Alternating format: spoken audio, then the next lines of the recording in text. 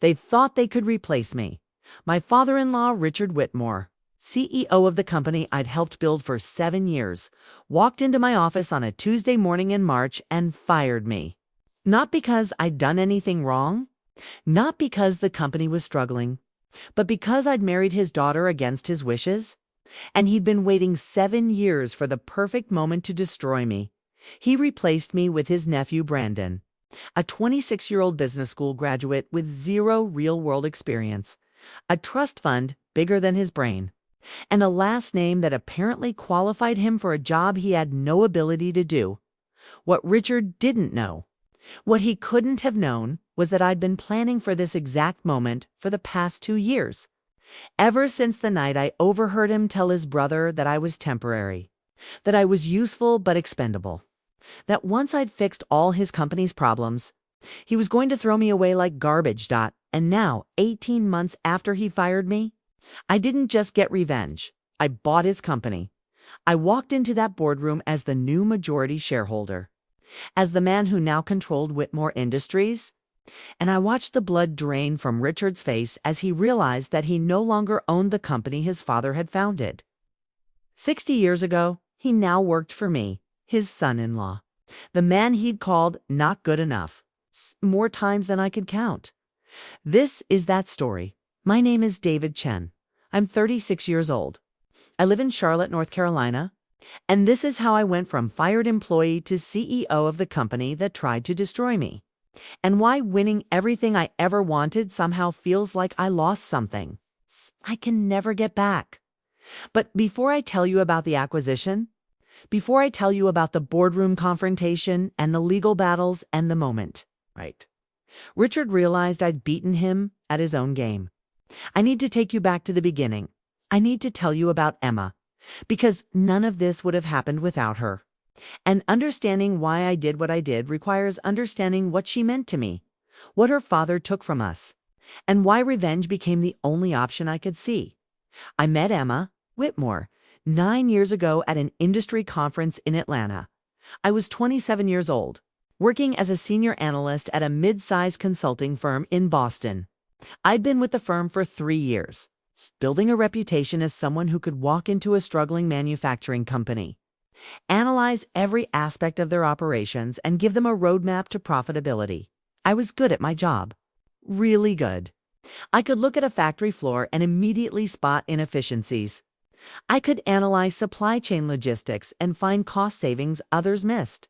I understood manufacturing in a way that most consultants didn't, probably because I'd grown up watching my father work himself to death in a machine shop in Philadelphia. My dad had been a machinist for 30 years, came home every night covered in grease and metal shavings.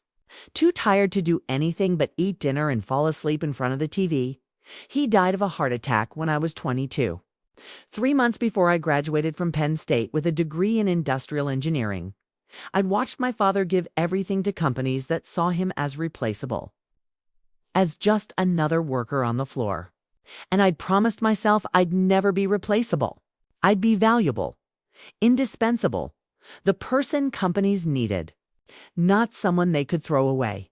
That drive, that fear of being disposable, shaped everything I did at the conference in Atlanta. I was there to present a case study on a turnaround I'd led at an automotive parts manufacturer. The company had been losing money for 5 years. I'd spent 6 months embedded in their operations, identified the problems, implemented solutions, and within 18 months they were profitable again. My presentation was at 2 p.m. on the second day of the conference.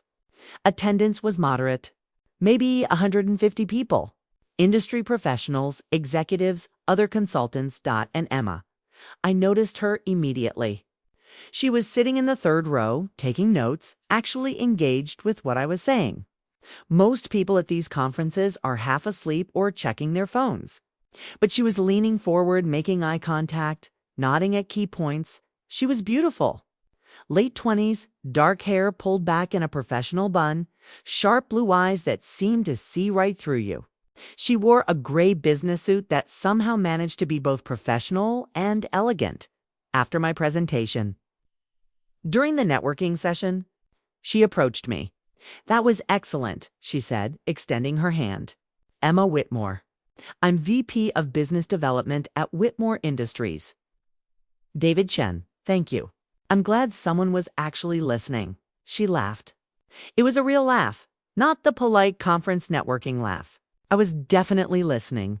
We've been struggling with some of the exact issues you addressed. Inefficient production scheduling, poor vendor management, lack of data integration. I was taking notes the entire time. Whitmore Industries. You make industrial valves and fittings, right? You know us? I know of you. Mid-sized, family-owned, been around for about 60 years. Revenues somewhere around 70 million annually. Good reputation for quality, but struggling to compete with larger manufacturers on price. Emma's eyebrows went up. You did your homework. I research every company that might be in attendance at these things. Force of habit. Well, your research is accurate. We are struggling with exactly those issues. Our costs are too high. Our production is inefficient. And we're losing market share to competitors who've figured out how to do more with less. Have you considered bringing in outside consultants? My father's resistant to the idea. He built this company from almost nothing. He thinks consultants are people who steal your watch and then tell you what time it is. I laughed at that. That's actually a pretty accurate description of about half the consulting industry. But the other half actually adds value. The trick is knowing which half you're dealing with. And which half are you? The half that adds value. I don't just write reports and collect fees. I get my hands dirty. I work on the floor with your people. I learn your business from the inside out. And then I give you solutions that actually work. Emma studied me for a moment. Are you free for dinner tonight? I'd like to talk more about this. Off the record. That dinner turned into 3 hours of conversation. We talked about manufacturing, about business strategy, about the challenges of working in family-owned companies, where tradition often trumps innovation. But we also talked about other things. Our lives. Our backgrounds. Our goals. I learned that Emma had gone to UNC for undergrad, then got her MBA from Duke. She'd worked for a few years at a large consulting firm, ironically. One of our competitors before her father convinced her to come work for the family business. He said he was getting older and needed someone he could trust to help run the company, Emma explained. He promised me real authority, real decision-making power. But the reality is different. He still makes every significant decision. I'm basically an advisor who occasionally gets to implement his choices. That must be frustrating. It is. I love my father, but he's stuck in his ways. He built Whitmore Industries in a different era, and he can't seem to accept that the business world has changed. We need to modernize, invest in technology, streamline operations. But every time I propose something, he shoots it down as too risky or too expensive. Why don't you leave? You have the credentials. You could work anywhere. Emma was quiet for a moment. Because it's my family's legacy. My grandfather started this company in 1963 with 5 employees and 1 piece of equipment. My father grew it into what it is today. And I guess I feel responsible for making sure it survives for another generation.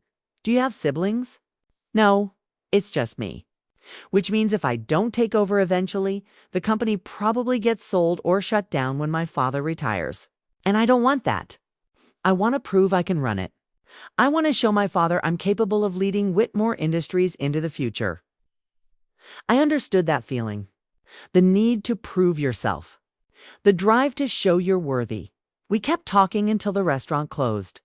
Then we walked around downtown Atlanta for another hour, just enjoying each other's company at the end of the night. Standing outside her hotel, Emma said, "This has been the best conversation I've had in months.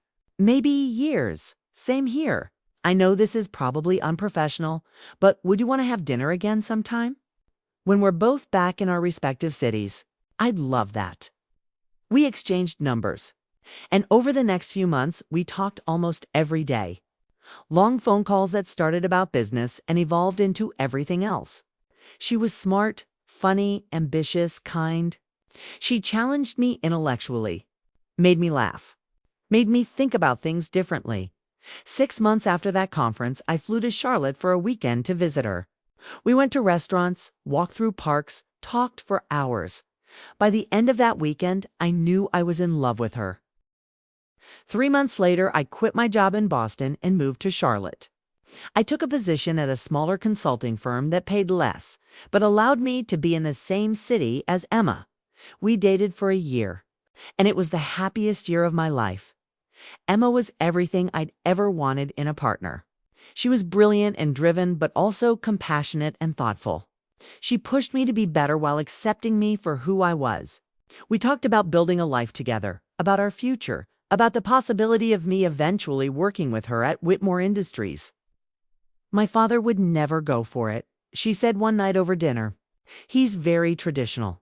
He'd see it as nepotism, hiring my boyfriend, even if I could genuinely help the company. Even then, he'd worry about what it would look like, what the other employees would think. What if I wasn't your boyfriend? What if I was your husband? Emma nearly choked on her wine. Are you? Is that a proposal? Not yet. But it could be. If you'd say yes, she smiled. Ask me properly and find out. 2 weeks later, I took her to the park where we'd had our first date in Charlotte. I'd set up a picnic under the same tree where we'd sat and talked for hours. And as the sun was setting, I got down on one knee and asked her to marry me. She said yes immediately, crying, laughing, pulling me up to kiss me. It was perfect. Until we told her father, Richard Whitmore was 62 years old. He'd spent his entire adult life building Whitmore Industries, from a small machine shop into a mid-sized manufacturing company with 200 employees and $70 million in annual revenue. He was proud, stubborn, traditional, and he had very specific ideas about who was worthy of marrying his daughter, apparently. I wasn't on that list the first time I met Richard after the engagement was at a dinner Emma arranged. Just the three of us. She wanted her father to get to know me, to see why she'd chosen me. Richard arrived at the restaurant 20 minutes late. He didn't apologize. Just sat down, ordered a scotch, and looked at me like I was something unpleasant he'd found on the bottom of his shoe. "So, you're David," he said. It wasn't a question. "Yes, sir. It's nice to finally meet you. Emma's told me so much about you. Has she? Still not a question?" Emma tried to smooth things over. "Dad, David's a manufacturing consultant. He specializes in operational improvement. Actually, his work is very similar to what we do at Whitmore. I thought maybe you two could talk shop." "I don't need to talk shop with consultants," Richard said. "Consultants are people who borrow your watch to tell you what time it is, then keep the watch." I smiled. "Emma mentioned you felt that way? But not all consultants are the same." "Some of us, actually. I'm sure you're very good at what you do," Richard interrupted. "But let's talk about what actually matters. You want to marry my daughter?" "Yes, sir." "Very much. Why?" The question caught me off guard. "Because I love her. Because she's the most amazing person I've ever met. Because I can't imagine my life without her. It's very romantic. But love doesn't pay bills. Love doesn't provide the lifestyle Emma's accustomed to." "What do you make?" "Annually, Dad." Emma's face was red. "That's inappropriate. It's a reasonable question. If this man wants to marry you, he should be able to support you." "I don't need him to support me. I have my own career. For now. But what about when you have children? What about when you need a bigger house? Private schools? Family vacations? Can he provide those things?" I kept my voice level. "I make $85,000 a year. Plus bonuses. It's a comfortable income." Reacher laughed. It was a cold, dismissive sound. $85,000. Emma's trust fund is worth more than you'll make in your entire life. I'm not interested in Emma's trust fund. I'm interested in Emma. Everyone says that. Until the money actually matters. Dad, stop. Emma's voice was firm. "David is not after my money. He moved here for me. He took a pay cut to be in Charlotte.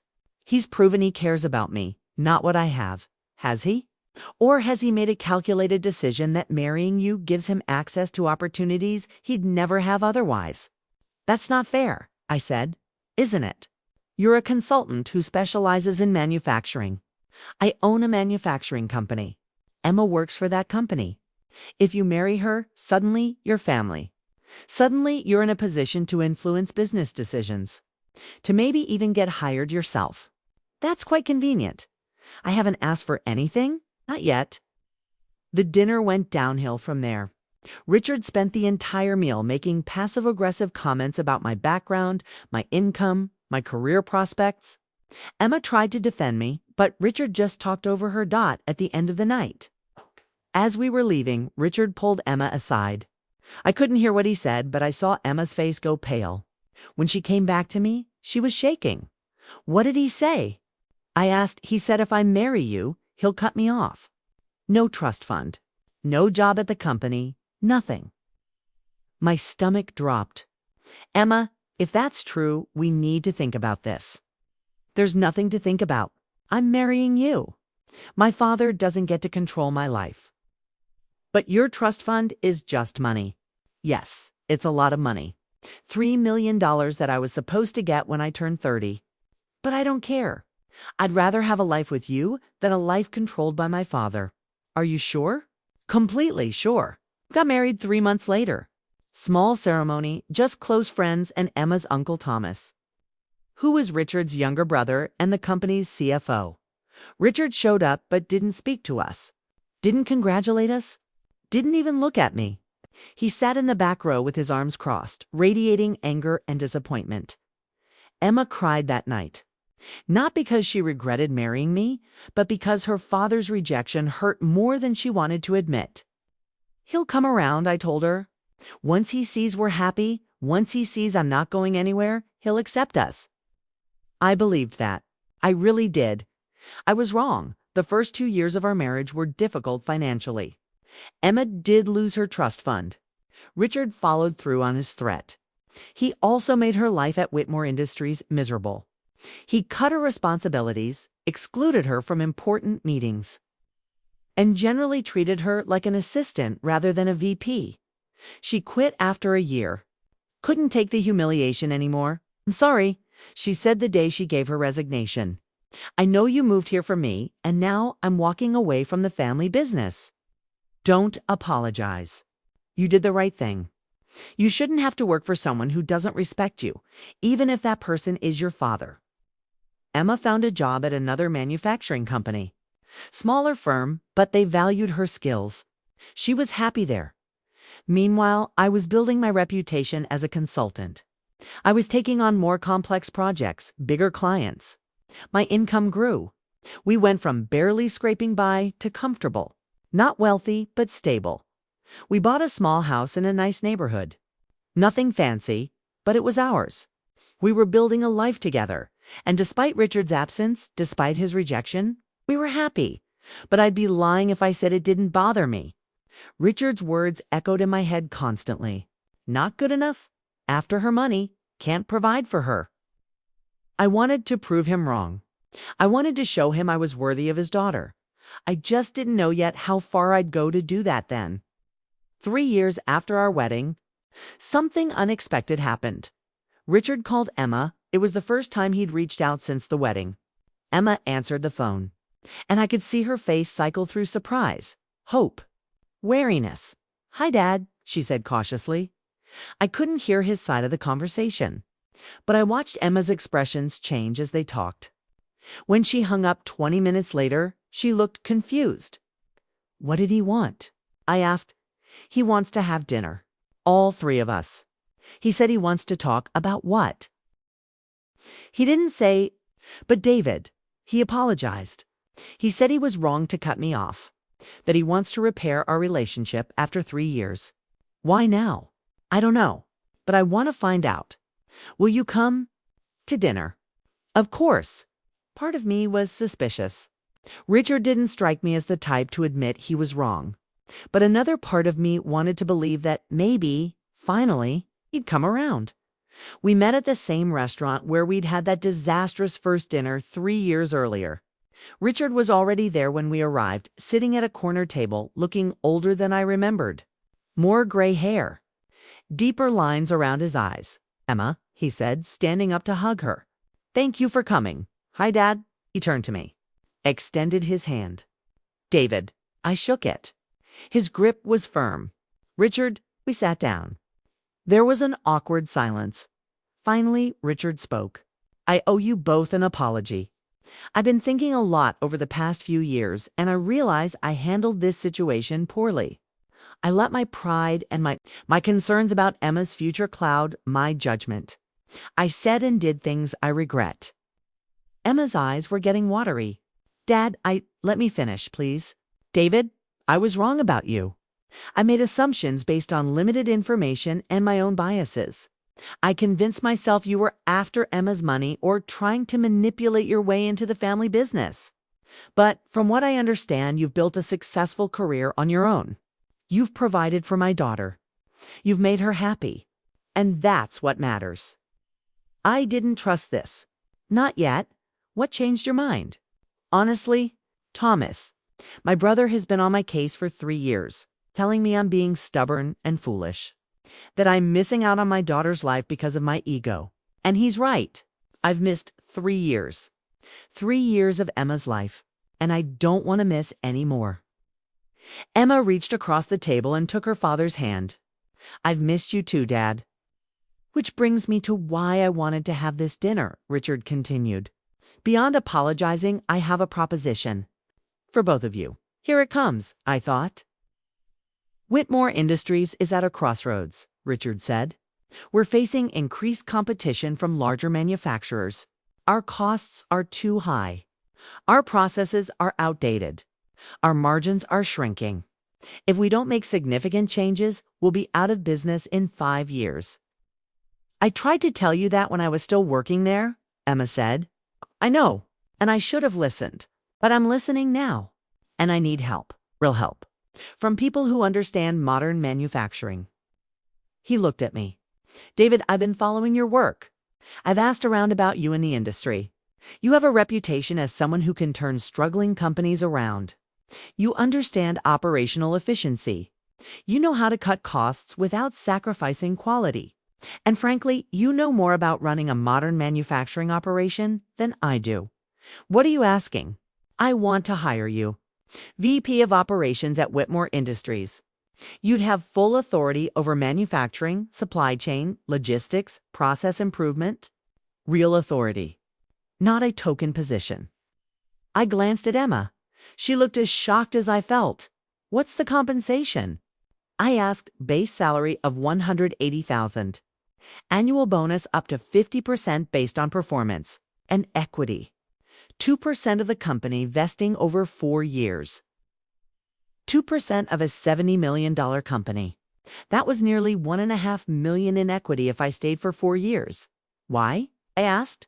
"You spent 3 years telling me I wasn't good enough for your family, and now you want to give me a leadership position and significant equity. Because I was wrong. And because I'm not too proud to admit when I need help. The company my father built, the company I've spent 40 years running, is in trouble. And I believe you can fix it. And Emma, what about her? Emma's welcome to come back if she wants. Same position she had before, but with real responsibilities this time." Emma shook her head. "I'm happy where I am, Dad, but thank you. Understand." "But David, what do you say?" Every instinct I had was screaming that this was a trap, that Richard had some ulterior motive, but I also saw an opportunity, a chance to finally prove I was good enough, a chance to show Richard what I was capable of, a chance to make real money and build real wealth for Emma and me. "I need to think about it," I said. "Course. Take a few days. But David, I'm serious about this. I'm not playing games. I genuinely need your help." We left the restaurant, and Emma and I spent the entire drive home debating what to do. "It could be legitimate," Emma said. "The company really is struggling. I know that from talking to Uncle Thomas. Maybe Dad really does need help. Maybe he's setting me up. Gets me in there, gets me to fix all his problems, then fires me once I'm done. Why would he do that? Because he's Richard Whitmore. Because he hates that I married you. Because this could be his way of proving I'm not really capable of running a major division. You don't know that? You're right. I don't. But Emma, if I take this job and it goes wrong, if he humiliates me or fires me after I burn bridges with my current clients, it could destroy my career, so don't take it. I was quiet for a long time. Then I said, but what if he's serious? What if this is my chance to prove I belong? To show him I'm worthy of you? David, you don't have to prove anything to my father. You're already worthy. I chose you. That should be enough. It should be. But it's not. Not for me. Emma sighed. Then take the job. If that's what you need to feel validated, take it. I'll support you either way. I called Richard 2 days later and accepted the position. It was the biggest mistake of my mind. Life.or, the best decision I ever made. I'm still not sure which. I started at Whitmore Industries 4 weeks later, my first day. Richard gave me a tour of the facilities. 2 manufacturing plants, one in Charlotte and one about 40 miles outside the city. Combined, they employed about 200 people. The equipment was old but functional. The processes were inefficient but established.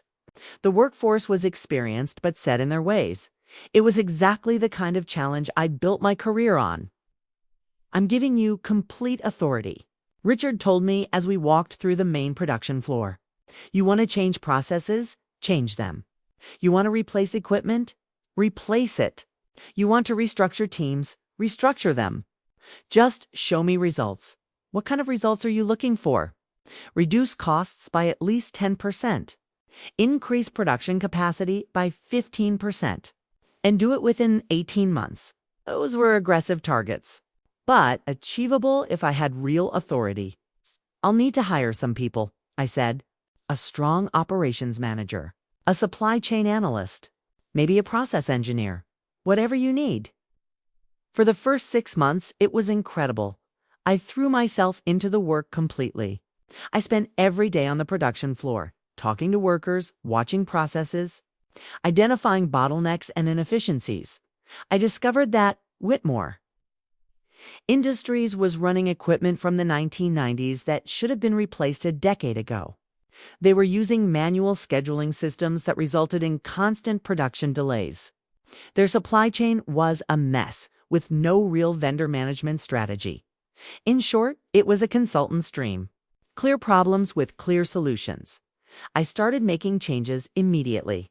Upgraded the production scheduling software. Renegotiated contracts with suppliers. Implemented lean manufacturing principles. Cross-trained workers to improve flexibility. Within 3 months, I'd reduced production costs by 8%. Within 6 months, we'd increased capacity by 12%.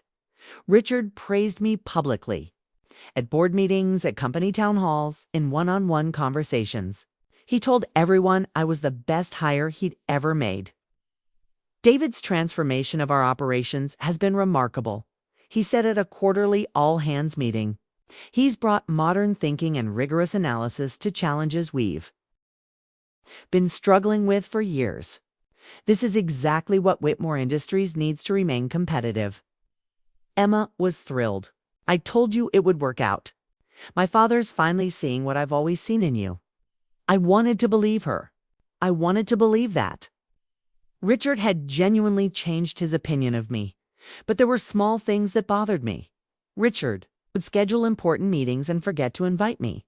When I'd mention it, he'd apologize and say it was an oversight. He'd make decisions about my department without consulting me. When I'd ask why, he'd say he didn't want to micromanage me. He'd present my strategies and improvements to the board as if they were his ideas. When I'd point it out to Emma, she'd say, "That's just how Dad is. He's used to being the face of the company." I told myself I was being paranoid, that I was looking for problems where none existed. Then, about 18 months after I started, I overheard a conversation that changed everything. It was late on a Thursday evening. I'd been working in my office reviewing data for a presentation I was giving to the board the next day. Most of the building was empty. I walked down the hall toward Richard's office to drop off a report he'd asked for. His door was closed, but I could hear voices inside. Richard's voice. And his brother Thomas's voice, I should have knocked, should have walked away, but I heard my name, and I stopped. David's done incredible work, Thomas was saying. The improvements he's made are exactly what this company needed. Profits are up 18% year over year. That's remarkable. I know, Richard replied. That's why I hired him. So why are you planning to replace him? My blood went cold, 'cause the plan was always to bring him in to fix our operational problems, then transition to permanent leadership.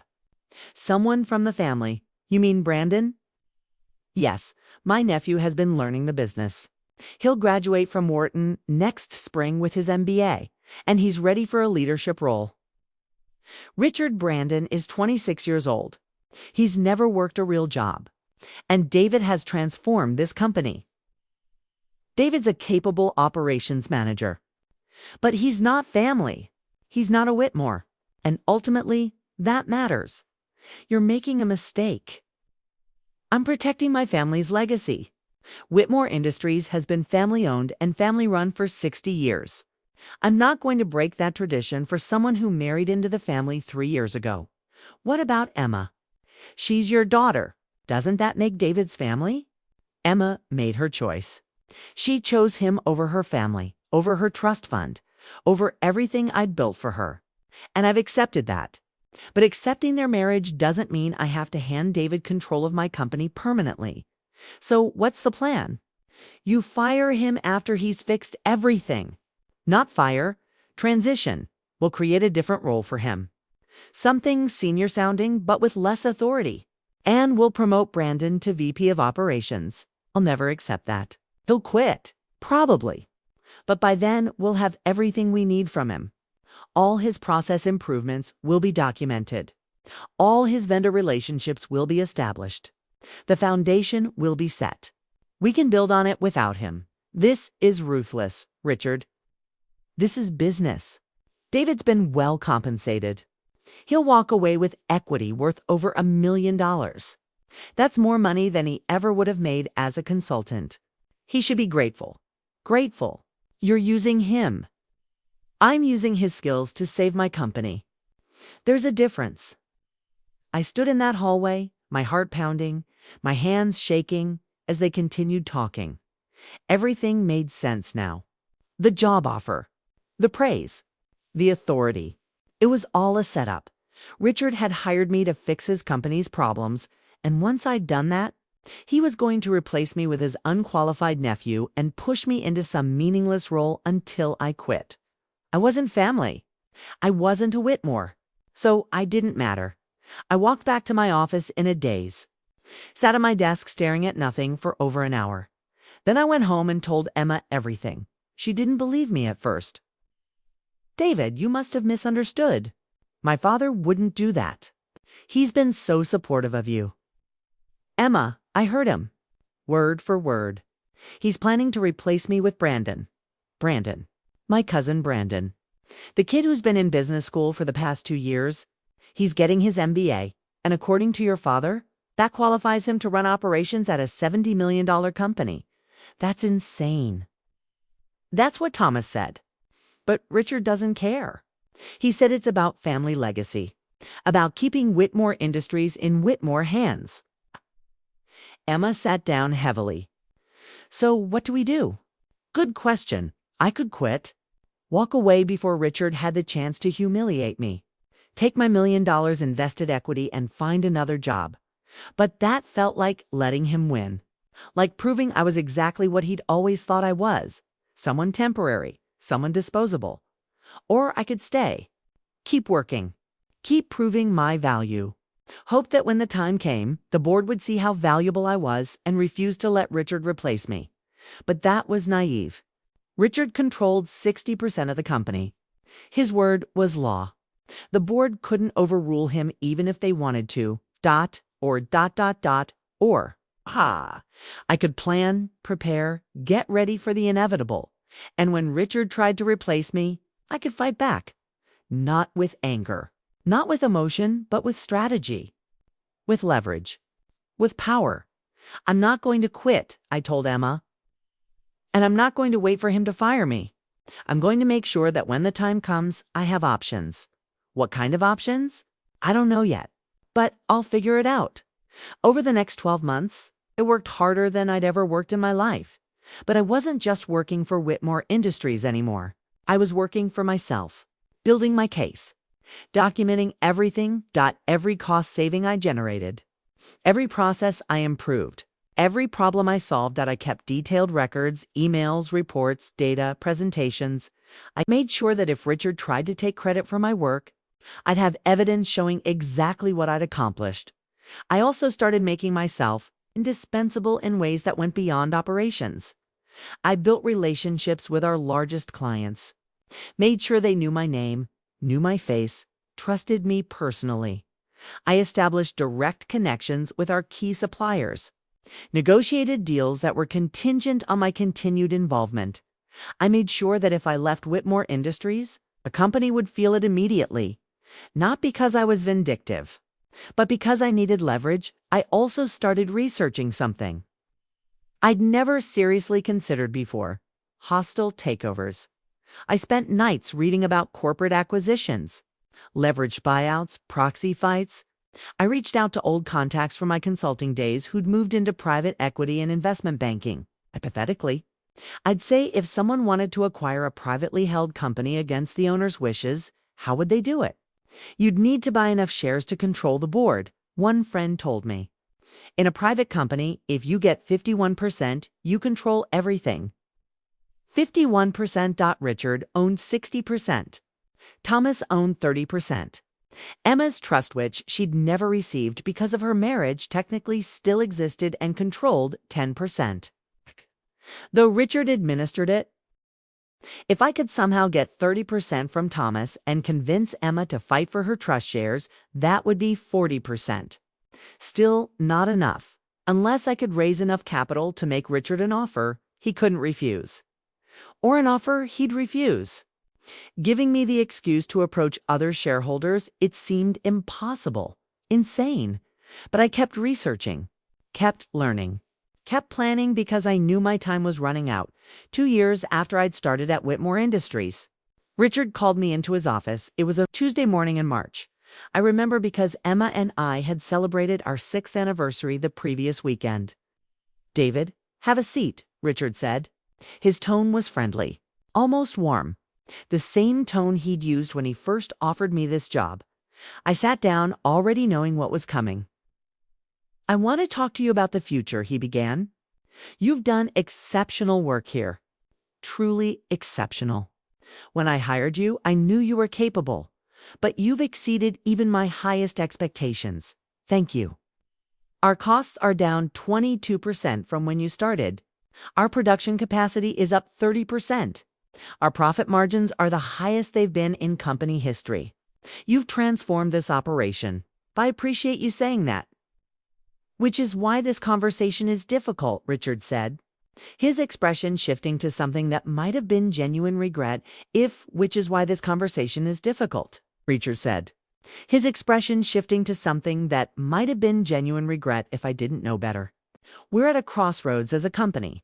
We need to think about succession planning, about the next generation of leadership." Here it comes, I thought.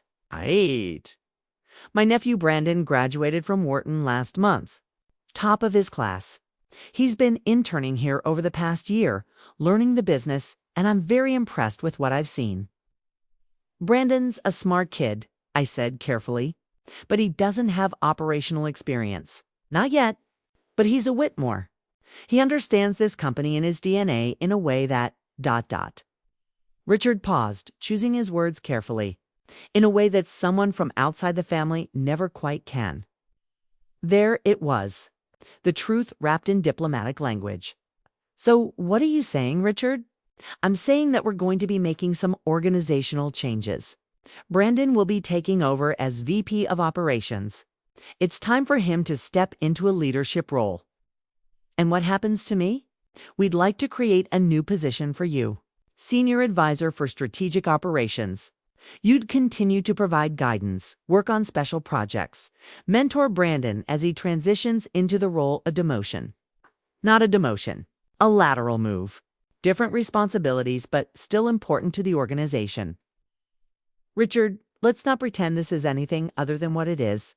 You're replacing me with your nephew who has zero experience running operations at this scale. You're pushing me into a meaningless advisory role with no real authority, hoping I'll quit so you don't have to fire me. Richard's friendly expression hardened. I'm offering you a generous transition. You're being compensated well. You'll still get your full equity vesting. Actually, I won't. I've been here 2 years and 3 months. At the 4-year vesting schedule, that means I get just over half my equity, about 0.875% of the company. That's roughly $600,000 at current valuation. Nowhere near the $1.4 million you promised when you hired me. That's how vesting works, David. You know that. What I know is that you planned this from the beginning. You hired me to fix your operational problems with no intention of keeping me once I'd done the work. You used me. I gave you an opportunity most consultants would kill for. I paid you well. I gave you significant equity. You've made more money in 2 years here than you would have made in 5 years at your consulting firm. You should be grateful. That word, grateful. I increased your profits by $8 million annually, I said, my voice level but cold. I transformed your manufacturing operations. I saved relationships with clients who were about to leave. And you're replacing me with a 26-year-old who's never run anything in his life because he has the right last name. This is a family business. I married your daughter. That makes me family. You married my daughter against my wishes. And yes, I've accepted that. I've tried to make peace with it. But accepting your marriage doesn't mean I owe you my company. I don't want your company, Richard. I just want what I earned. The position I was promised. The respect I've more than proven I deserve. I'm offering you a role where you can save it. I stood up. When does this transition happen? We'll announce it internally next week. Friday, we'll frame it as a planned succession. Very positive, professional, and if I don't go along with your story, if I tell people the truth, Richard's expression went ice cold. Then I'll make sure you never work in this industry again. I've built relationships over 40 years, David. I sit on boards. I know everyone worth knowing. One phone call from me and your reputation is destroyed. Companies will hear that you were difficult, insubordinate, couldn't handle the pressure of a leadership role. Is that really how you want to be remembered? I looked at him for a long moment. This man who'd called me not good enough for 7 years, who'd used me to save his company, who was now threatening to destroy my career if I didn't quietly accept being discarded. You know what, Richard? You were right about one thing all those years ago. What's that? I'm not good enough for your family. Because being part of your family requires being comfortable with lies, manipulation, and using people. And I'm not comfortable with that. I never will be. I walked toward the door. David Richards' voice stopped me. Don't make this ugly. Take the advisory role. Stay for 6 months, train Brandon, then leave gracefully. It's better for everyone, including Emma. Don't bring Emma into this. She's already in this. She's my daughter. And if you turn this into a war, it'll force her to choose between us. Do you really want to put her through that? I left without answering. I drove home. Emma was there working remotely from our home office. She took one look at my face and knew he fired you. Worse, he offered me a fake advisory position while he gives my job to Brandon. He wants me to train my replacement, then quietly quit in 6 months. That son of a bitch. Emma grabbed her phone. I'm calling him right now. I'm going to... Don't. David, he can't do this to you. He can. He owns 60% of the company. He can do whatever he wants. Then we'll fight him. We'll hire lawyers. Well, and what? Sue him for wrongful termination. I'm an at-will employee. He can fire me for any reason. And if we make this ugly, he'll destroy my reputation in the industry. He said as much. Emma sat down, her face a mixture of anger and devastation. I can't believe he'd do this. After everything you've done for the company, I can believe it.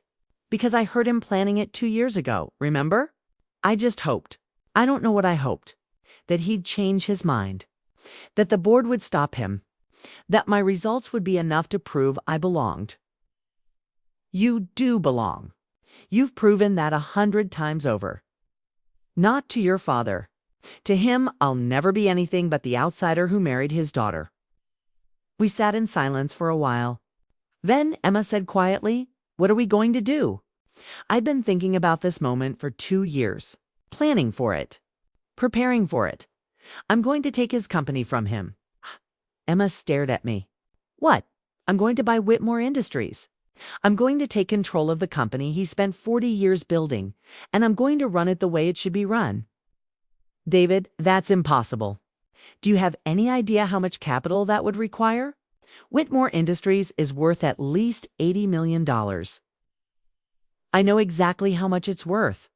I've been running financial models for 18 months, and I know how to make it happen. I spent the next hour explaining my plan to Emma, the research I'd done, the contacts I'd made, the strategy I developed. First, I need investors. I've been talking to private equity firms for the past year. Casual conversations, hypothetical scenarios, but they're interested.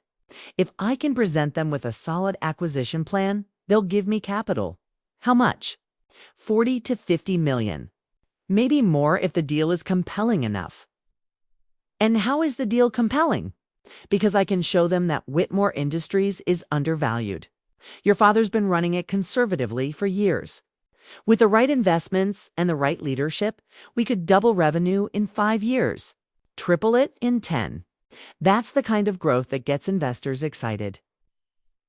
But even with 40 million, you can't buy the whole company.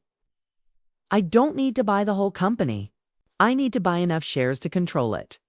And that's where your Uncle Thomas and your trust come in. Emma's eyes widened. You want Thomas to sell you his shares? And I want you to fight for your trust shares. Together, that's 40% of the company. Add in the equity I already have, and I'd control over 40%. That's not a majority, but it's enough to force a shareholder vote. A vote on what? On removing your father as CEO and replacing him with me. Emma was quiet for a long time. This will destroy my relationship with my father, she finally said. Completely, irrevocably. And if you can't do it, I understand. This is my fight, not yours. No. Emma's voice was firm. It is my fight. My father's been trying to control my life since I was born.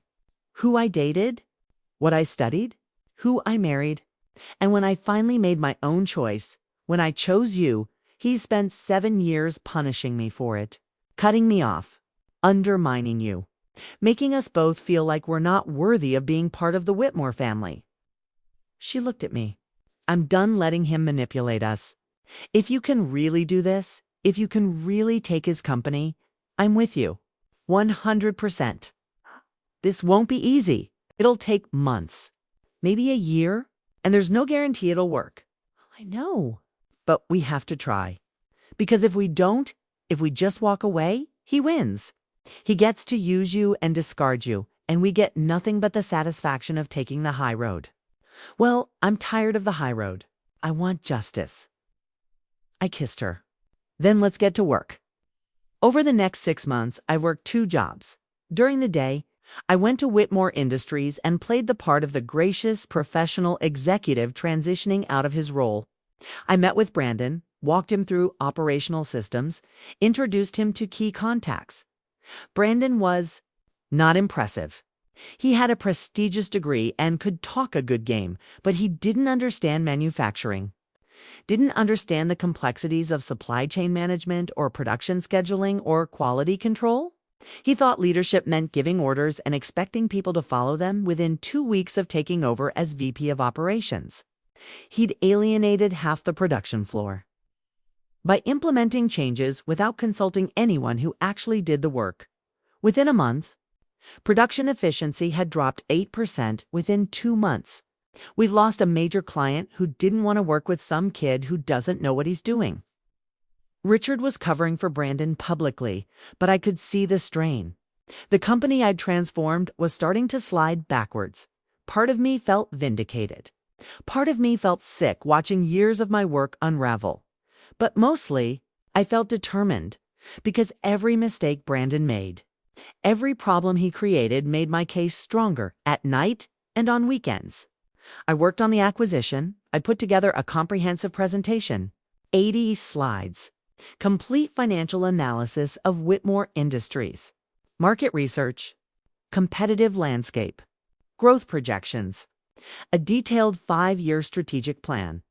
I showed how the company was currently underperforming its potential, how Richard's conservative management had left opportunities on the table, how with aggressive but smart investments, revenue could grow from 80 million to 160 million in 5 years.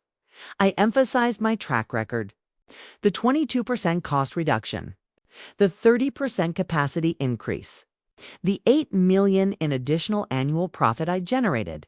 Then I outlined the acquisition structure, how I'd need 45 million in capital to make a competitive offer for 61% of the company, how the investors would get preferred shares with guaranteed returns, how I'd personally guarantee the company's performance.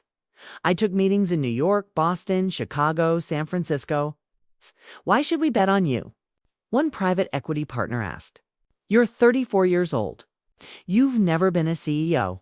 This is a huge risk. I've been running Whitmore Industries for 2 years, I said. Richard Whitmore takes the credit publicly, but I've been making the operational decisions. Every strategy, every major change. That was me, and the results speak for themselves. What makes you think you can acquire this company? The founder owns 60%. Because I know something Richard doesn't. His brother is ready to sell. His daughter wants her inheritance. Between them, that's 40% of the company. Add my vested equity, and I have over 40%. From there, it's a matter of making Richard an offer. He'll refuse. Then going directly to the other shareholders. That's aggressive. So is firing someone who made you 8 million a year because they don't have the right last name. The investor smiled. Tell me more. One by one. I got commitments. 12 million from a New York private equity firm that specialized in manufacturing, 15 million from a Boston investment group that liked undervalued family businesses, 10 million from a Chicago fund that had made a fortune on similar deals, 8 million from a group of angel investors who thought the whole thing was audaciously brilliant. Month 4 of my transition period.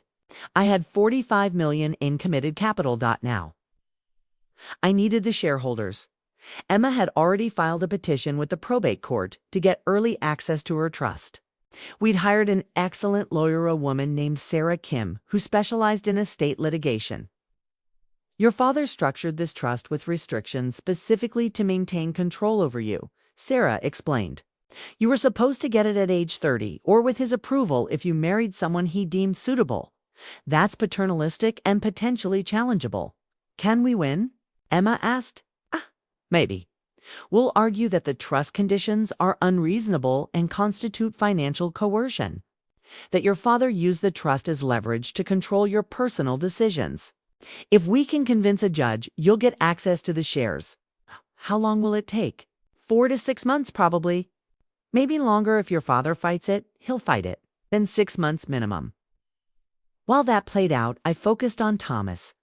Richard's younger brother had always been friendly to me. We'd had good conversations over the years. But I'd never been close to him. Never had a reason to cultivate that relationship. Now I did. I started having lunch with Thomas regularly. Not obviously. Just occasional meetings where we'd talk about business, about the industry, about life. How's the transition going? Thomas asked one day about 2 months into my advisory role, with Brandon taking over operations. It's going, I said diplomatically. That's not an answer. What do you want me to say, Thomas? Brandon's a smart kid, but he's not ready for this role, and the company's suffering because of it. Oh, I've seen the numbers. Production efficiency is down. Quality issues are up. We lost the Hartman account. 'Cause Brandon doesn't understand client relations. Doesn't understand that in manufacturing, relationships matter as much as price. Thomas sighed. Richard won't admit it, but I think he's starting to realize he made a mistake. A mistake he can't take back without admitting he was wrong. And Richard Whitmore doesn't admit he's wrong. No, he doesn't. We sat in silence for a moment. Thomas, can I ask you something? Off the record? Of course. Are you happy with how things are at Whitmore Industries? With how Richard runs things? Thomas was quiet for a long time. Finally, he said, I love my brother, and I'm grateful for the life this company has given me. But sometimes I wonder what we could accomplish if Richard wasn't so resistant to change. If he'd let people with fresh ideas actually lead? What if there was a way to make that happen? Thomas looked at me carefully. What are you talking about? I'm talking about new leadership. Someone who understands the business but isn't stuck in the past. Someone who could take Whitmore Industries to the next level. You're talking about yourself. I'm talking about what's best for the company. David, what are you planning? I took a breath. This was the moment. Either Thomas would be with me or against me. I'm going to make Richard an offer to buy him out. Probably below market value. He'll refuse because he's Richard and he'll see it as an insult. And when he refuses, I'm going to come to you and ask you to sell me your shares instead. Thomas stared at me. You're planning a hostile takeover of my brother's company. I'm planning to save a company that's being destroyed by ego and nepotism. With what money? You don't have the capital for this. I have investors. $45 million in committed capital. Enough to buy you out at a premium and still have capital left for operations. David, this is insane. If you try this, you'll tear this family apart. Richard tore this family apart when he spent 7 years treating me like I wasn't worthy of his daughter. When he used me to fix his company and then tried to throw me away. I'm just playing the game by his rules, but I'm his brother. And he's treated you like a junior partner for 30 years. Thomas, you own 30% of this company, but Richard makes every major decision. He doesn't consult you, doesn't value your input. You're just there to rubber stamp whatever he wants. That's not entirely fair, isn't it? When was the last time Richard listened to your advice? When was the last time he implemented one of your suggestions? You're his brother and his CFO, but you have no real power, no real voice.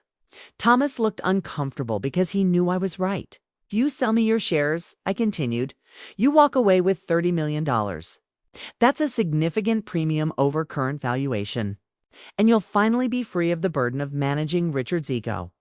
I'd be betraying my brother, or you'd be freeing him from a company he's no longer capable of running effectively. Thomas Whitmore Industries is declining under Richard's leadership. You've seen the numbers. If something doesn't change, this company will be sold or shuttered within 10 years. Is that the legacy you want?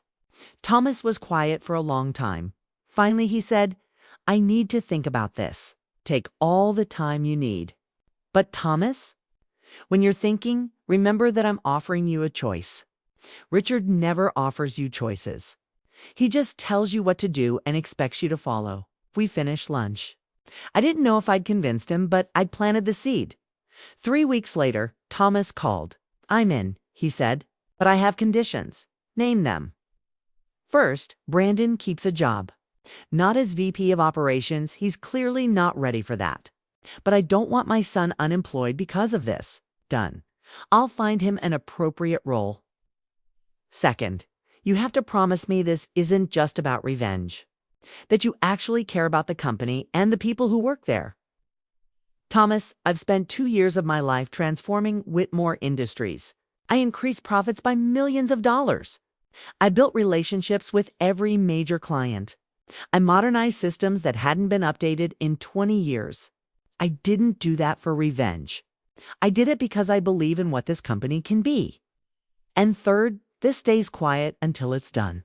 No press, no public drama, no vindictive speeches. Richard finds out when the deal is already closed. Agreed. Then send me the paperwork. I sent the share purchase agreement that afternoon. Thomas signed it the next day. Phase 1 complete. Now I needed Emma's trust shares. The court case took 5 months. Richard hired expensive attorneys to fight it.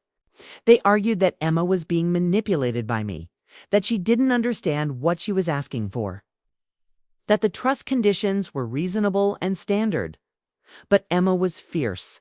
She testified about years of her father's controlling behavior. The way he'd tried to buy her love. The way he'd rejected her marriage. The way he'd threatened to cut her off completely if she didn't obey him. My father structured this trust to maintain control over me, Emma told the judge. Not to provide for my financial security. He used it as a weapon, as leverage to force me to make the choices he wanted me to make. And when I finally made my own choice, when I married the man I loved, he took it away from me completely, the judge. A woman in her 60s who'd clearly seen this kind of family dysfunction before was not sympathetic to Richard's arguments. The trust was established ostensibly for the beneficiary's welfare, the judge said in her ruling. But the conditions placed on distribution appear designed primarily to serve the grantors. Desire to control the beneficiary's life choices. This is an improper use of a trust instrument. The petition for early distribution is granted. Richard was furious. He didn't speak to Emma for weeks after the ruling, but Emma had her shares. 10% of Whitmore Industries combined with Thomas's 30% and my 2.1%. I'd been there just over 2 years when Richard fired me. I now controlled 42.1% of Whitmore Industries. Not quite a majority, but enough to be dangerous. The next step was to make Richard an offer. I knew he'd refuse. That was part of the plan. But I needed to make the offer formal on the record so that when I went to the other shareholders, I could show I'd tried to buy him out directly. I had Sarah Kim draft an official acquisition proposal. I offered Richard $80 million for his 60% of the company. That valued Whitmore Industries at roughly $133 million. Well above its current market value. It was actually a generous offer. More than fair. But I knew Richard wouldn't see it that way. I sent the proposal via certified mail. Then I waited. Richard called me 2 days later. What the hell is this? His voice was shaking with rage. It's an acquisition proposal. I'm offering to buy you out. With what money? You don't have $80 million? Have investors.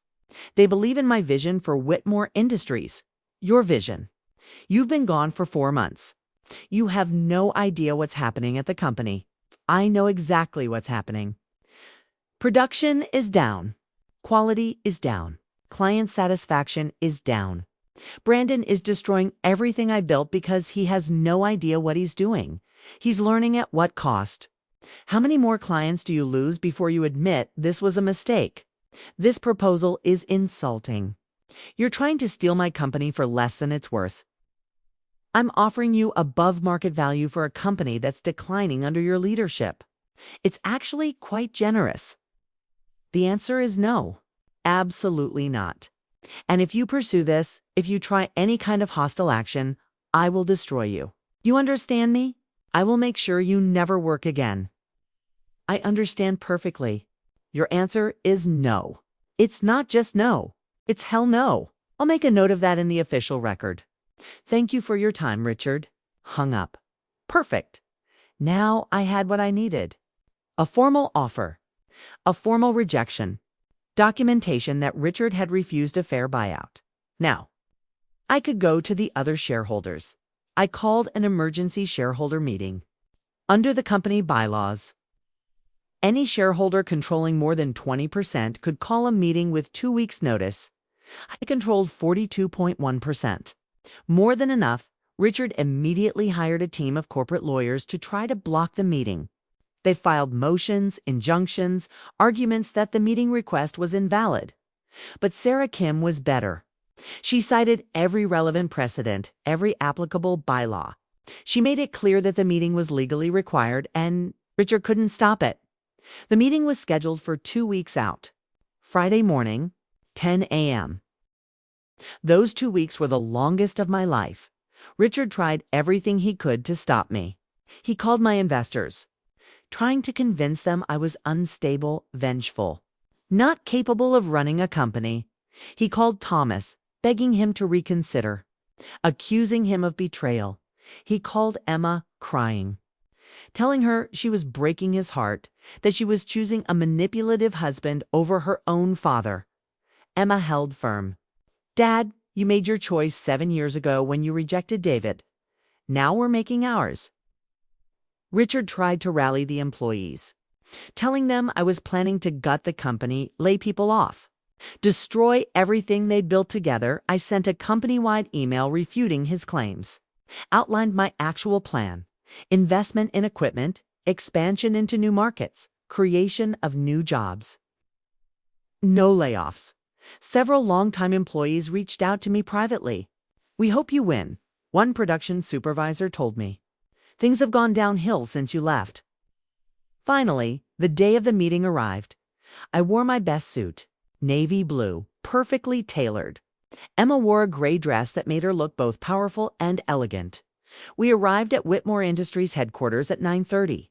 The meeting was in the main conference room. Richard was already there. He'd brought his lawyers. Brandon was there too, looking nervous. A few board members who Richard thought he could count on, and Thomas, sitting on the opposite side of the table from his brother.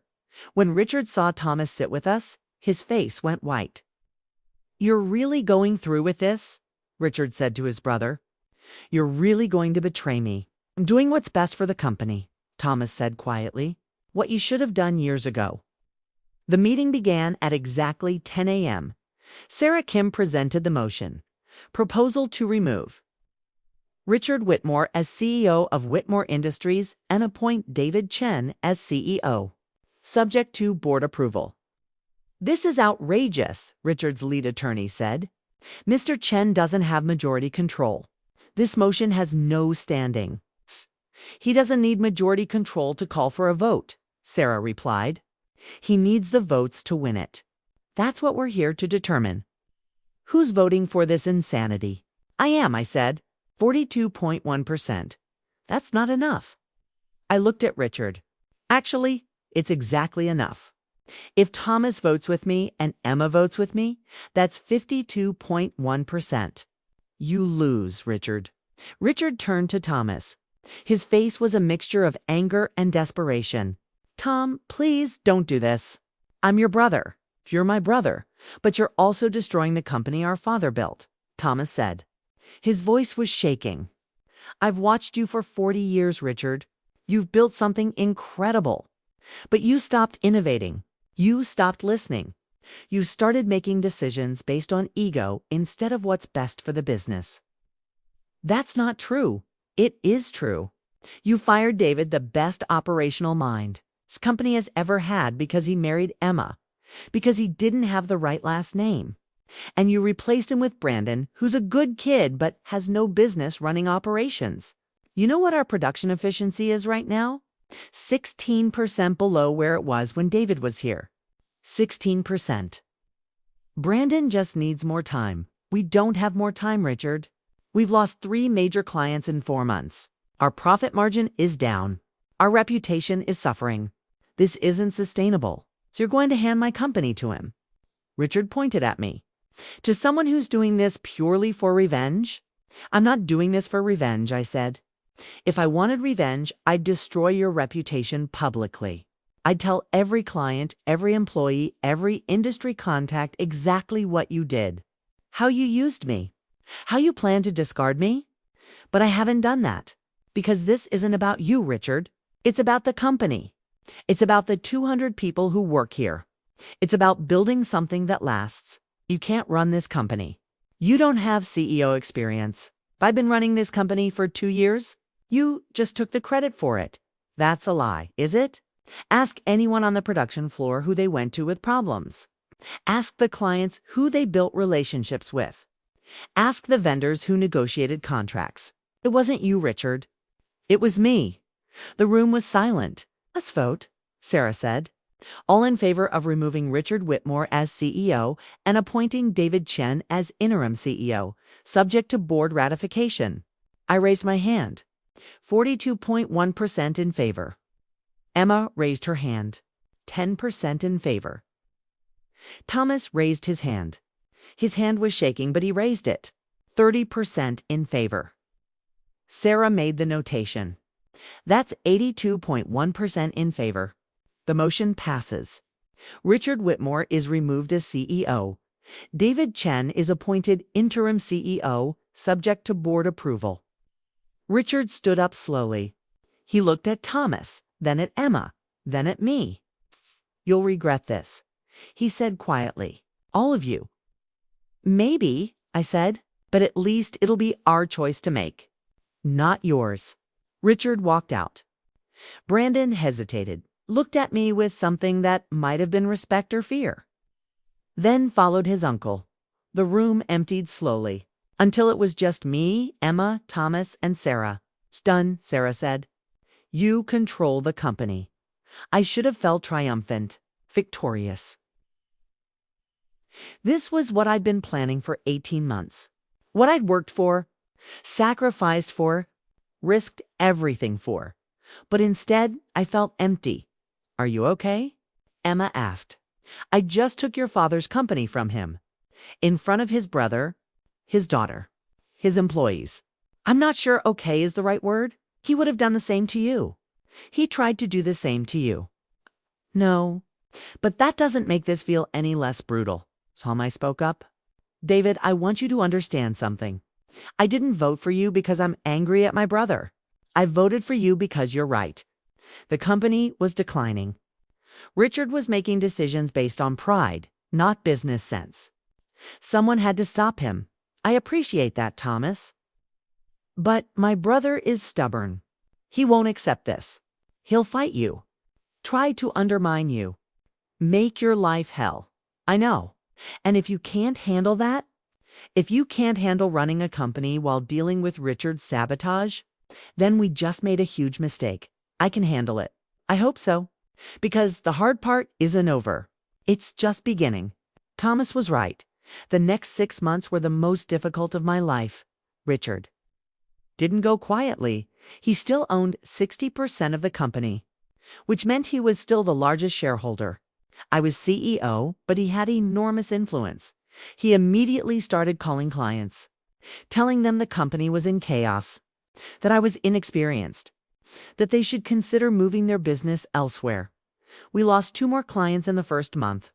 That was $6 million in annual revenue. Gone. Richard leaked stories to industry publications. Family company in turmoil after hostile takeover.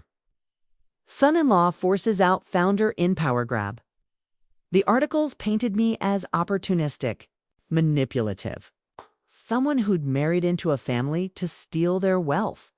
Our stock price, we'd gone public 3 years earlier. Though the Whitmore family still controlled the majority, dropped 14%. Board members started having doubts. One called me into her office 6 weeks after I took over. Her name was Patricia Collins. She'd been on the board for 12 years. Thoughtful, measured, experienced. "David, I need to be honest with you," she said. "There's growing concern among the board about stability. We're seeing clients leave. Revenue declining. Negative press. Some board members are wondering if removing Richard was the right call." With all due respect, Patricia, these problems started before I took over. Brandon lost the first client. Richard's resistance to change lost the second one. I'm trying to fix problems that have been building for months. I understand that, but perceptions matter. And right now the perception is that this company is falling apart under your leadership. Then help me change that perception. Give me 6 months to prove what I can do. Can you turn things around in 6 months? Yes. If the board supports me instead of second-guessing every decision. Patricia studied me for a long moment. You have 6 months. Show us results. Prove Richard wrong. Prove we made the right choice. I spent the next 6 months working harder than I'd ever worked. I personally called every major client, reassured them, shared my vision for the company. In several cases, I offered them better terms than they'd had under Richard to keep their business. I closed a deal with a major automotive manufacturer that Richard had been pursuing for 3 years but couldn't close. $15 million in annual revenue. It's the biggest contract in company history. I invested $3 million in new manufacturing equipment. State-of-the-art CNC machines that increased our capacity by 35% and our precision by 20%. I hired a new head of sales, a woman named Jennifer Torres, who'd been at one of our competitors and had a reputation for being aggressive and effective. I restructured our supply chain, found new vendors who could deliver better quality at lower costs, and slowly, gradually, the tide turned. Within 3 months, we'd stopped the client losses. Within 4 months, we'd signed 2 new major clients. Within 6 months, our revenue was up 12% from when I took over. Profit margins went from 24% under Brandon back to 31% under my leadership. The negative press stories started being replaced by positive ones. New CEO turns around struggling manufacturer. How David Chen saved Whitmore Industries. Board members who'd been skeptical became supporters. Patricia called me 6 months to the day after our first conversation. "You did it," she said. "You actually did it." The board is voting today to remove your interim title. You're officially CEO. Thank you, Patricia. That means a lot. Don't thank me. Thank yourself. You earned this. That night, I took Emma out to celebrate. Nice restaurant, expensive wine. We toasted to survival. "How do you feel?" Emma asked. "Exhausted, relieved, still kind of numb. Do you feel like you won?" I thought about that question. I proved Richard wrong. I proved I could run this company. I proved I was worthy of the Whitmore name, even though I'll never actually have it. So, yes, I guess I won. But I look at what it cost. You and your father don't speak anymore. Thomas barely speaks to his brother. I've destroyed a family. My father destroyed this family a long time ago.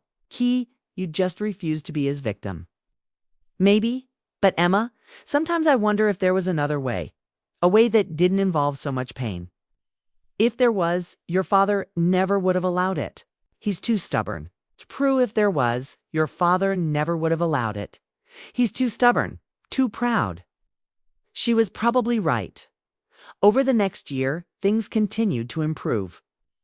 Revenue hit $98 million. You're on track to hit my original projection of $160 million within 5 years. But now it looked like we might get there in 3. We expanded operations, opened a 3rd manufacturing facility in Tennessee, hired 75 new employees. I was featured in a regional business magazine. It's the CEO who bought his way to the top.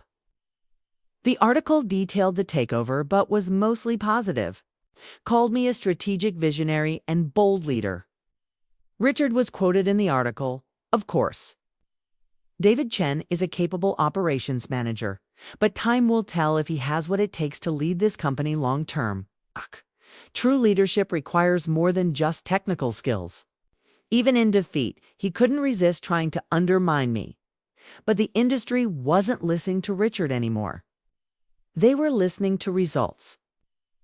And the results spoke for themselves. I also made good on my promises. Brandon, who'd been a disaster, as VP of Operations, was reassigned to business development.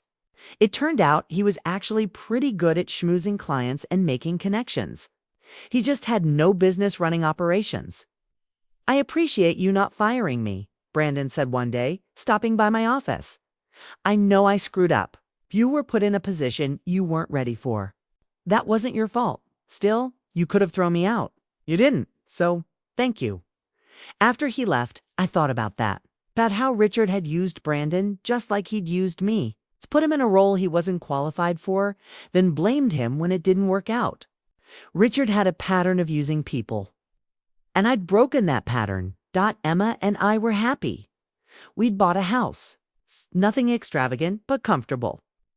We were talking about starting a family. Life was good, except for the Richard-shaped hole in it.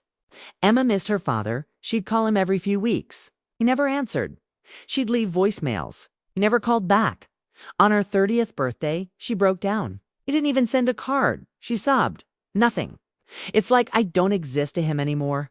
I held her. "I'm sorry. This is my fault." "It's not your fault. It's his. He's the one choosing pride over his daughter. But I'm the reason he has to make that choice." "No, David. He's the reason. He's always been the reason. I wanted to fix it. Wanted to make things right between Emma and her father. But I didn't know how. Then, about 18 months after I took over as CEO, something happened that changed everything. I got a call from Thomas. His voice was shaking. "David, you need to come to the hospital. It's Richard." My stomach dropped. "What happened?" "Heart attack. Massive one. He's in surgery now, but it doesn't look good." Emma and I rushed to the hospital. Thomas was in the waiting room, looking 10 years older than he had that morning. "He collapsed at home," Thomas said. "Martha found him. Called 911. They're doing emergency bypass surgery, but the doctor said there was significant damage."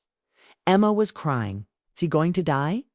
"I don't know, sweetheart. They don't know yet." We sat in that waiting room for 6 hours, Emma pacing, Thomas staring at nothing, me feeling like the world's biggest asshole for being the reason Richard's last months had been filled with bitterness and rage. Finally, a surgeon came out.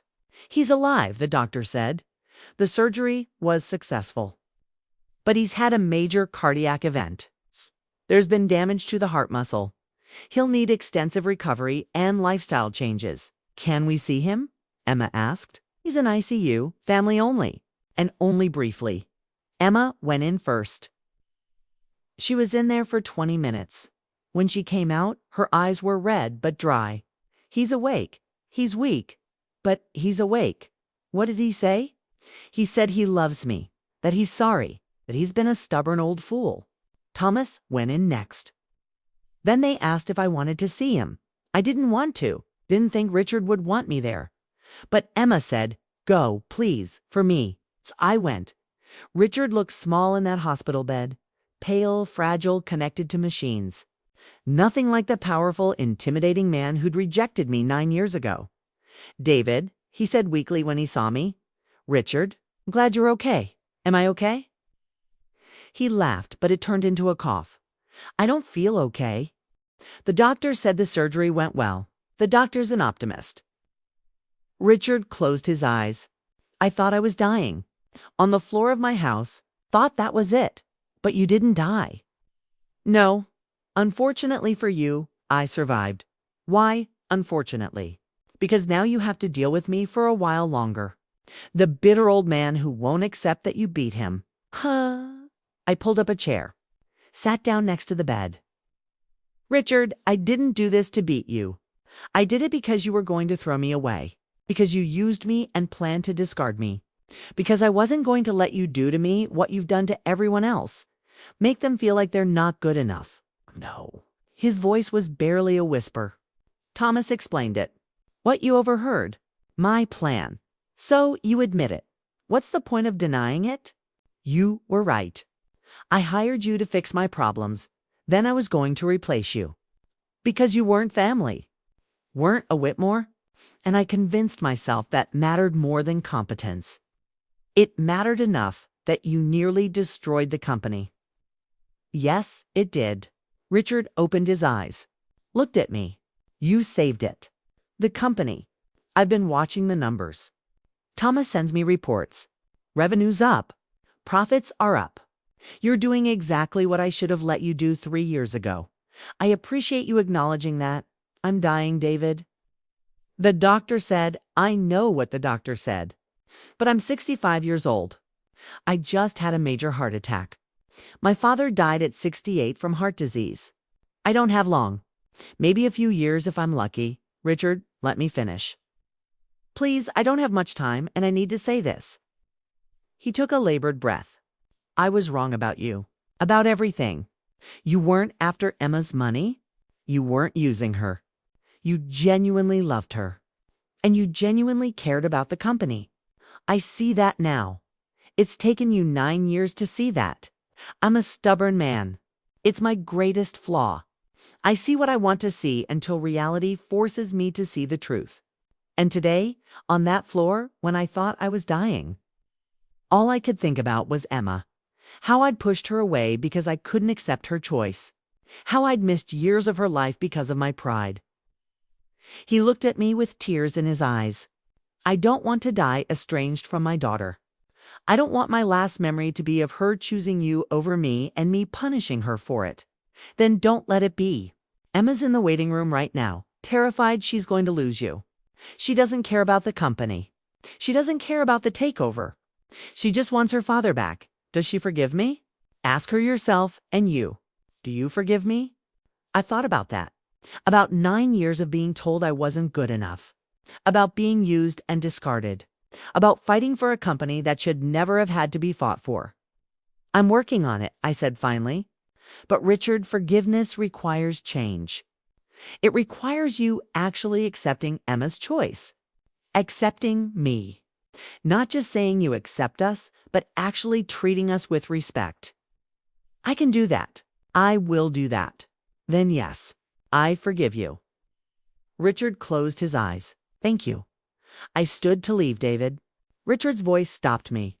What you did. Taking the company. It took courage, vision, ruthlessness. All the things I thought you didn't have. I learned from the best. No, you learned in spite of me. You're a better leader than I ever was. Because you lead with purpose, not ego. I appreciate that. Take care of my daughter, and take care of my company. I will both. I walked out of that ICU room feeling lighter than I had in years. Richard survived the heart attack. But his recovery was long and difficult. He had to completely change his lifestyle. Diet, exercise, stress management. He sold me his remaining shares 6 months later. Not at a discount. At full market value. $35 million. It's time, he told me when we signed the papers. I've been holding on to control because I couldn't accept that someone else could run this company better than me. But you've proven you can. So it's yours. Truly yours. I now own 72% of Whitmore Industries. Majority control. True ownership, but I didn't feel like I'd won anything. I felt like I'd finally been given what I'd earned all along. Richard and Emma reconciled slowly. They had dinner once a month. Then once a week. Then Richard started showing up at our house on Sundays for family dinners. It was awkward at first. Years of hurt don't disappear overnight, but they were trying.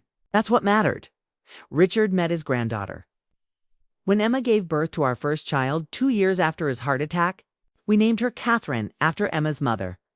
Richard cried when he held her. She has Emma's eyes, he said. And your determination, David? God help us all. He died 3 years ago. Peacefully, in his sleep. He was 68 years old.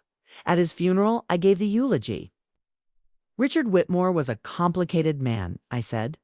He was brilliant and stubborn, proud and insecure, loving and controlling. He built a company from nothing and spent 40 years making it successful. But he also struggled to let go, to accept that the world had changed and he needed to change with it. I looked out at the crowd. Emma in the front row, holding Catherine. Thomas next to her, employees, friends, family. Richard and I had a complicated relationship, I continued. He rejected me for years. Then he used me. Then he tried to discard me. And when I fought back, when I took his company from him, he hated me for it. I paused. But in the end, he did something remarkable. He admitted he was wrong. He apologized. He made amends. And he became the father Emma deserved and the grandfather Catherine will remember fondly. I looked at Richard's casket. That takes courage, humility, strength, and I'm grateful that Richard found those qualities before it was too late. After the funeral, Thomas pulled me aside. That was gracious of you, he said, especially considering what he put you through. He earned some grace at the end, did he? Or are you just a better man than he was? I didn't have an answer for that. That was 3 years ago. Today, Whitmore Industries does $212 million in annual revenue. We employ over 500 people across 4 facilities. We're one of the most respected manufacturers in our industry. I'm 41 years old. I've been CEO for 6 years. Emma and I have 2 children. Now Catherine is 5. And our son Michael is 2. We're happy, successful, living a life that seems almost surreal compared to where we started. But sometimes, late at night when I can't sleep, I think about the journey that brought me here. I think about the young consultant who fell in love with a woman whose father thought he wasn't good. Enough to I think about the employee who was used and then discarded. I think about the son-in-law who bought his father-in-law's company out of spite and desperation. And I think about whether it was worth it. I got everything I wanted. The company, the success, the respect, the validation. But I also lost years with Richard that Emma can never get back. Years where she was estranged from her father because of choices I made. I destroyed a family, forced a brother to choose between his brother and doing what was right, forced a daughter to choose between her father and her husband. Was my pride worth that?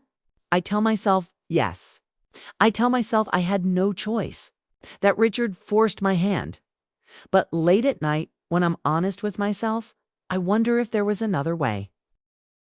A way that involved swallowing my pride, walking away, letting Richard win. Would we have been happier? Would Emma still have her father in her life for those extra years? I don't know. What I do know is this. I proved Richard wrong. I proved I was good enough. Proved I belonged. Proved I could lead. And I'm proud of what I built. Proud of the company Whitmore Industries has become under my leadership. But not proud of everything I did to get here. Revenge feels good in the moment. Taking everything from someone who tried to take everything from you is satisfying.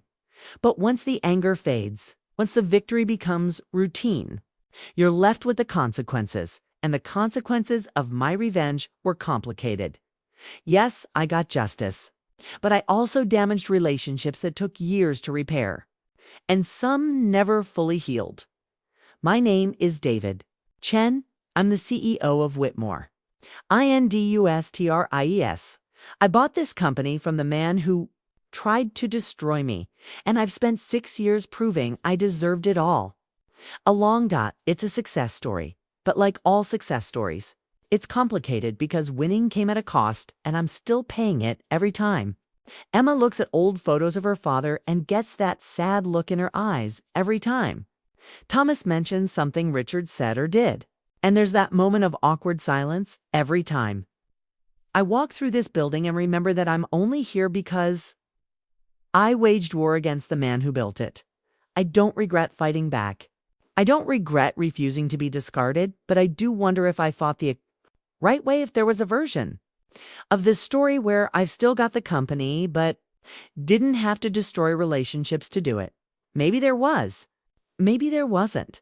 All I know is this. I made my choices.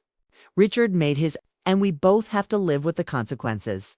I got everything I wanted, but I'm not sure it was everything I needed. Success without relationships feels hollow sometimes. Victory without reconciliation feels empty.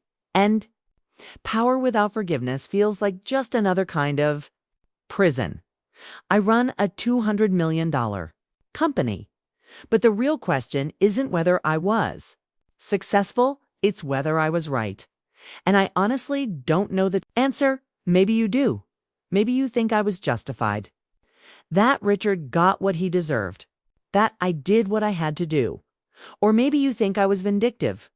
That I let my ego drive me to destroy a family. That I should have been the bigger person and walked away. I've spent 6 years asking myself that question. And I still don't have an answer.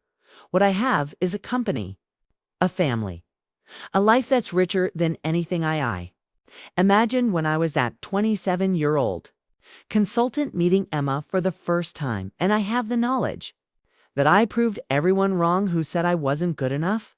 Is that enough?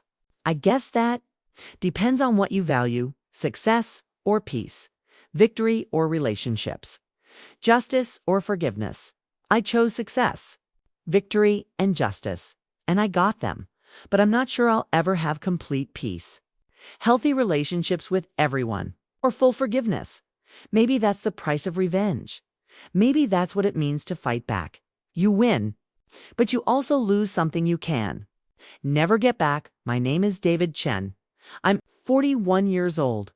I'm the CEO of Whitmore Industries, and this is how I went from fired employee to owner of the company that tried to destroy It's a success story. But it's also a cautionary tale because revenge, even when justified, comes at a cost. And a cost never fully goes away. I carry it every day in the gratitude I feel for what I've built and in the guilt I feel for what it cost to build it. That's the truth about revenge. It's satisfying, but it's never simple and it's never free.